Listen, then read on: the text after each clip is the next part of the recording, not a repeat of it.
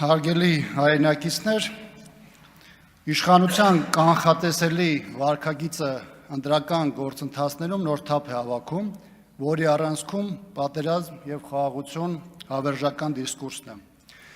Իշխանությունը ի սկզբանե առաջնորդվում է ոչ թե խաղաղության երաշխիքների առկայության, այլ հանրությանը պատերազմով սպառնալու սկզբունքով։ Իշխող ռեժիմն իր երկարակեցության ապահովման հիմքում դնում է իր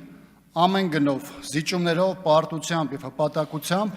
թվացյալ կարճաժամկետ խաղաղություն ապահովելու սկզբունքը։ Սակայն հանրային ցուցիչի և պրագմատիկ մոտեցման տեսանկյունից քաղաքական ուժը,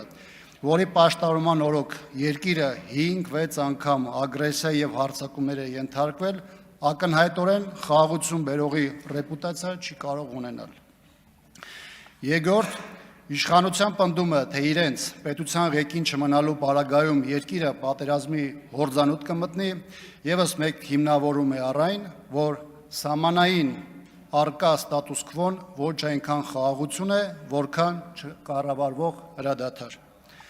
Երրորդ, Ադրբեջանի պահանջներն ու հավակնությունները վերջին 5 տարվա ընթացքում կայուն աճել են, և չկա որևէ երաշխիք, որ դրանք ընտրություններից հետո գործողների վերարտադրման պարագայում չեն ավելանա,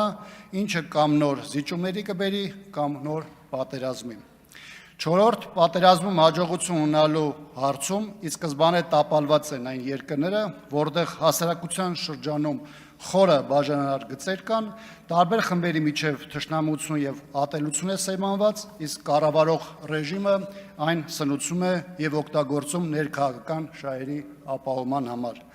Իրական խաղաղության բանաձևը պետական շահերն ապահովող անվտանգության և դիվանագիտությամբ անհրաժեշտ մեխանիզմների ներդրումն է,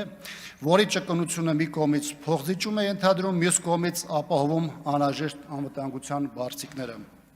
Ժողովուրդը հոգնել է ձեր սին խոստումներից, անընդհատ լարվածության տանող ու հոգեբանական բռնություն ենթադրող վարքագծից և իրական խաղաղություն է փնտրում։ Մեր հասարակությունը հոգնել է պատերազմներից, բայց առավել շատ հոգնել է ձեր բերած պարտություններից, անարժանապատիվ կեցվածքից, չավարտվող դժբախտություններից և ստի անսահման չափաբաժնից։ Ի վերջո հանրությունը հոգնել է ձեզանից և ձեր հետագա հնարավոր մասնակցությունը քաղաքական գործընթացներում